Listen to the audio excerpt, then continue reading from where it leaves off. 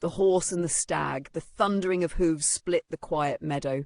A proud stallion, coat shimmering like silver in sunlight, charged across the green, chest heaving, heart pounding with fury.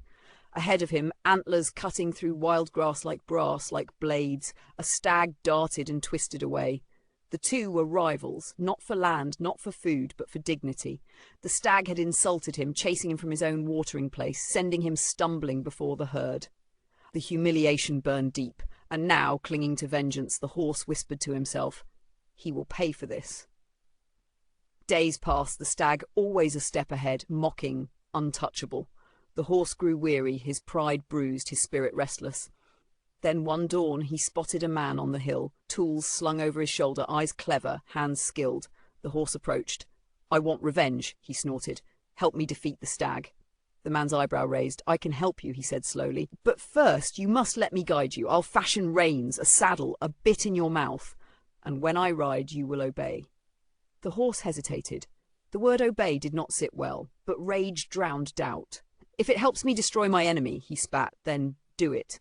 The man worked with deft hands, a strap over the neck, leather across the flank, metal between the teeth. The horse shuddered as control slipped from him like sand between hooves. Then, the hunt. Together they surged into the forest. Man and beast fused as one, branches whipped past. Earth trembled beneath them. The stag ran, agile but desperate, and this time the horse was faster.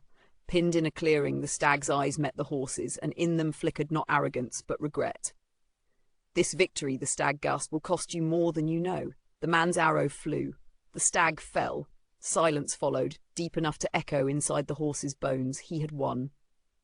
But then he turned to leave, and the reins pulled tight. "No," the man said, "you belong to me now." The horse tried to rear, to break free, but the bits cut deep. The saddle held firm. He realized then the bitter truth. He had traded one enemy for a master. Years rolled like distant thunder. The horse ploughed fields, hauled carts, bore burdens.